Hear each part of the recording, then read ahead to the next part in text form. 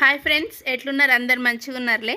మేమైతే ఈరోజు మా ఊర్లో మైసమ్మకు బోనాలు అయితే చేద్దామని ఇక్కడికైతే వచ్చినాం ఫ్రెండ్స్. పత్తెపురం మైసమ్మ చాలా మహిమగల అమ్మవారు. చాలామంది ఎక్కడెక్కడి నుండో మైసమ్మ అమ్మవారికి అయితే బోనాలు అయితే సమర్పించడానికైతే ఇక్కడికి వస్తారు. కొందరు మేకపోతులతోటి, కొందరు కోళ్లతోటి అయితే బోనాలు చేస్తారు. మేమైతే అమ్మవారికి ఈరోజు ఈ కోడి పుంజుతోనైతే బోనాలు అయితే సమర్పిస్తున్నాం ఫ్రెండ్స్.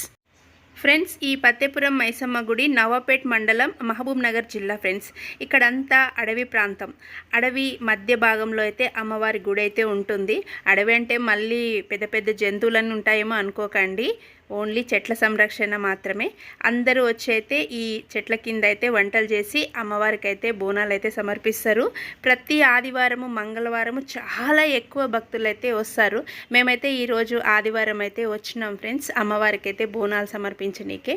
ఇలా చెట్ల కింద పచ్చటి వాతావరణంలో ఇట్లా కట్టెల పొయ్యి మీద వంటలు చేస్తే చాలా అంటే చాలా మంచిగా అనిపిస్తుంది. ఇక్కడ వాతావరణం కూడా చాలా అంటే ప్రశాంతంగా ఉంది ఫ్రెండ్స్. ఇక్కడ అమ్మవారికి బోనంలో మనమైతే అన్నం పెడతాం కదా, అన్నంతో పాటు పచ్చి పులుసు కూడా పెడతారు. మళ్ళీ కోళ్ళని తిప్పాలనుకునే వాళ్ళు, ఏటలను తిప్పాలనుకునే వాళ్ళు బోనంతో పాటు ఫస్ట్ అమ్మవారికి అయితే తిప్పుకొని వచ్చి తర్వాత కోస్తారనమాట. ఇప్పుడు మాదైతే వంట అవుతుంది. వంట అయిన తర్వాత నేనైతే బోనాన్ని పుదిస్తాను. చూసారా, చుట్టుపక్కల జనాలు కనిపిస్తున్నారు కదా, చాలామంది పబ్లిక్ అయితే వచ్చారు. వాళ్ళు కూడా మాతో పాటే అక్కడక్కడ చెట్ల కింద అయితే వంట చేస్తున్నారు. మనం కొంచెం లేట్ అయ్యి వచ్చామంటే మనకు అస్సలు ప్లేస్ దొరకదు, అంతా పబ్లిక్ ఉంటారు. మేమైతే తొందరగానే వచ్చినాము, అయినా మాకు ఒక గుడికి దూరంగా అయితే మాకు ప్లేస్ దొరికింది. మా వంట అయితే అయ్యింది. నేను ఇప్పుడైతే మా బోనాన్ని అయితే పుదిస్తున్నాను. ఇక్కడ అమ్మవారికి బోనము మట్టి కుండతోనే చేస్తే చాలా మంచిది ఫ్రెండ్స్. అందుకైతే నేనైతే మట్టి కుండనైతే తీసుకొచ్చిన బోనాన్ని అయితే పుదిస్తున్నా.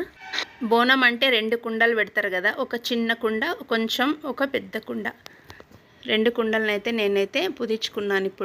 ఇప్పుడు ఆ వంట చేశాను కదా అమ్మవారి కోసము, ఆ వంటనైతే మనము అన్నంను, పచ్చి పులుసును ఒక్కొక్క కుండలో అయితే పెట్టుకొని మంచిగా పూలతో అలంకరించుకొని కింది భాగం బోనం కుండలో అయితే నేను అన్నం పెట్టిన, పైన కుండలో పచ్చి పులుసు పోసి దానిపైన దీపం అయితే పెట్టిన.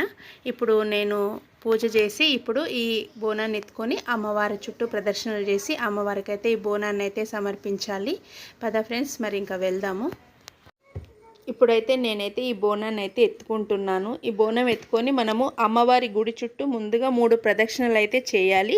చేసిన తర్వాత గుడి ముందే అమ్మవారి ఫోటో ఉంటుంది, అక్కడ మనమైతే సమర్పించాలి.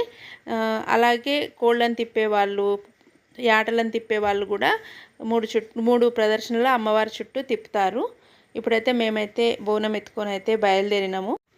కోరిన కోరికలన్నీ తీర్చే మైసమ్మ తల్లిని అందరూ భక్తులైతే నమ్ముతారు ఫ్రెండ్స్. అందుకే ఇక్కడికి చాలామంది అయితే వస్తారు.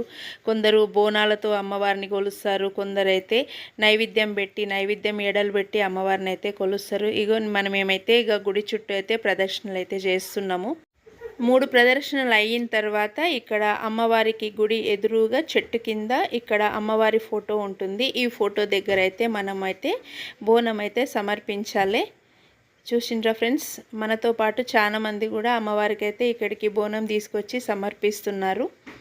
ఇక్కడ ఈ బోనం సమర్పించిన తర్వాత మళ్ళీ మనము ఈ బోనాన్ని తీసుకొని మనం ఉండే ప్లేస్కి తీసుకెళ్ళి తర్వాత అక్కడ మనం కోడిని కోపిస్తాం కదా, ఆ కోడిని కోపించిన లివర్ ఉంటుంది కదా, దాన్ని కాల్చి మళ్ళీ ఆ బోనంలో ఉండే అన్నంని, పచ్చి పులుసుని ఎడలాగా పెట్టుకొని ఆ కాల్చిన లివర్ని కూడా అందులో ఎడలో పెట్టి తీసుకొచ్చి అయితే మళ్ళీ వచ్చి అమ్మవారికి సమర్పించిన తర్వాత అప్పుడు మనము గుడి లోపలికి వెళ్ళి లోపల ఉన్న అమ్మవారిని అయితే మనం దర్శనం చేసుకోవాల్సి ఉంటుంది. ఇక్కడికి వచ్చిన ప్రతి ఒక్కరూ ఈ తీరులనే అయితే చేస్తారు. మనము బోనం ఒకసారి సమర్పించాలి, మళ్ళీ అందులో ఉన్న ఎడ ఒకసారి సమర్పించాలి, ఆ తర్వాత మళ్ళీ లోపల పోయి ఒకసారి దర్శనం చేసుకొని రావాలి. ఇప్పుడు నేనైతే ఎడ తెచ్చి సమర్పిస్తున్నా.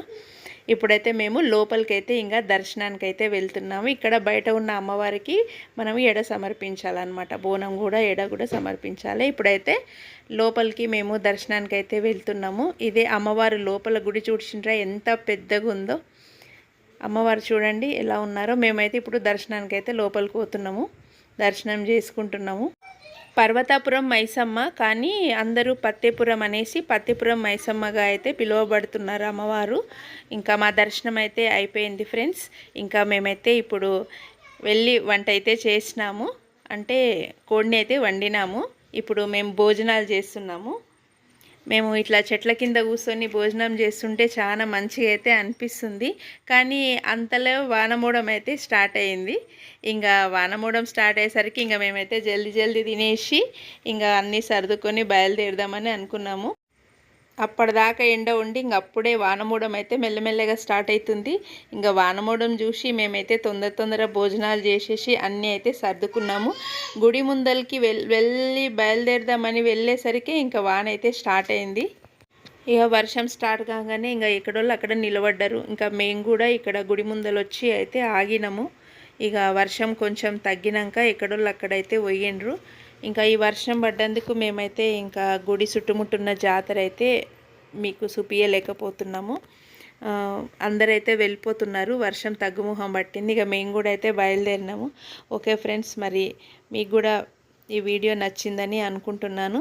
నచ్చితే మరి లైక్ చేయండి ఫ్రెండ్స్, అట్లాగే షేర్ చేయండి. చూడండి ఎంతగానో వర్షం పడుతుందో. మేమైతే ఇక గుడి ముందల కాసేపు ఆగి వర్షం తగ్గినాక అయితే బయలుదేరినాం ఫ్రెండ్స్. మరి మీకు ఈ వీడియో నచ్చితే లైక్ చేసి షేర్ చేసి అట్లాగే సబ్స్క్రైబ్ కూడా చేయండి ఫ్రెండ్స్. మీకు వీలైతే అమ్మవారిని కూడా దర్శించుకోండి ఫ్రెండ్స్.